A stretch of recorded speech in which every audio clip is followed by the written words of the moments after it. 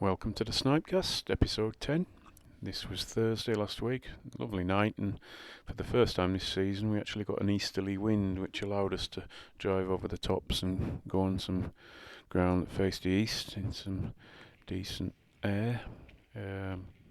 Benefit of this area is it's the wild tassel, it's out of his territory, so we were very likely to be by ourselves, apart from this little immature merlin that came in and had a bit of a little dig at the tassel. I think it was a jack. There has been a young jack around for the last few weeks.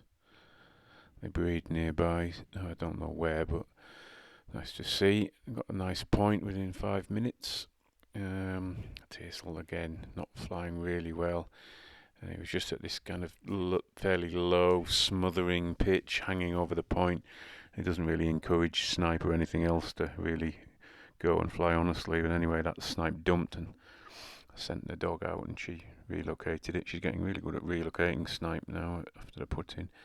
And again, the tassel was kind of 200, 250 feet, and he really didn't have much speed coming in behind this snipe. So, and they do need a high degree of closing speed to have any chance on snipe trained tassels anyway. So he chased off into the distance. So we stopped on the western side, coming back home, and we thought we'd just have a quick run, and the wild tassel came out. Only found one snipe, and it was quite a good one, this snipe. It pulled all kinds of close turns around me and managed to shake off the Odin the wild tassel.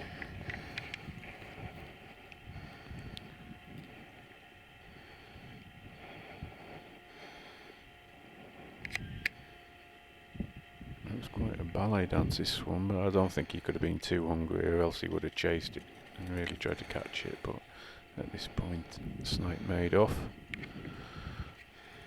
and the tassel gave best, and that was it. A couple of days later we went out. No sign of the wild tassel tonight. We got a point, and tassel again. There's a snipe on the rock, actually. You can see just on the little rock there, the snipe's actually stood on it. You rarely see the snipe in front of the dog, but I was just filming the tassel doing his little stoop at the flush and corkscrewing manoeuvres, which again, another one of his infuriating little habits. But we just hope that we can, in the end, convince him that it's not really in his interest to do all this nonsense. A decent flush, and again he just missed it, clean missed it. A decent little flight. I didn't get it on camera, but the dog was working on in a minute or two, and she bumped a snipe, and he actually chased it down from not a great height, but quite unusual really to chase a snipe down in level flight for him. But at least he did it himself, and that was that. Well, today I decided, with this kind of relative scarcity of snipe, to have a walk up onto a big high plateau. It was quite a hike. It's about 1,000 feet above sea level. It took about 45 minutes to walk there. This was just a snipe we found just before we got onto the good bit of ground. It was in a bit of a downdraft, so just let the dog push it on. A few hikers around. It's quite scenic up here, and it's proper moorland rather than bogland. But again, the tassel, if I had a gun, I would have shot it today. That's a joke, in case anyone sensitive is listening. Some kind of torture, but the tassel went and sat down. Lovely point in this kind of little bowl here. Never been here before. Don't know what the point could be on. It could be anything. The tassel is sat up there in those rocks. He's been there for about half an hour. And there's the snipe. Fucking hell. I don't believe it. That is beyond infuriating. He's come off that rock and he's actually trying to intercept that snipe. I don't know if your camera's picking that up. Pardon my language. Ugh, maddening. really is. So they say golf's a good walk spoiled, but today it was threatening to be snipe hawking was a good walk spoiled. But so he ruined the first 2 points by just sitting down.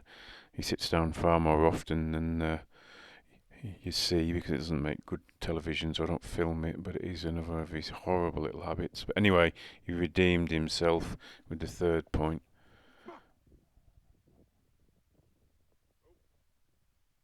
He really hit this snipe hard and it managed to fly off, but I knew he'd really damaged it, and flew it down into the little beck bottom, and he caught it in the bottom of the stream bed. He'd done quite a lot of damage to it in that hit, so I'm surprised it went as far as it did. As I was going to look for him, he flew out the stream bed, and went up to find his usual rock. So yeah, new area. Never flown this area before. I've only been up here twice, so I'll definitely come again when the weather's nice. It was beautiful, really peaceful, and just different ground. And we probably found 8 to 10 snipe in total, so definitely worth coming back. Plenty of nice heather up here as well. Plenty of snipe. I found a few walking back. Can't wait to come back later on in the season when there'll be snipe and woodcock, snipe, and possibly golden plover. So yeah, enjoyable afternoon.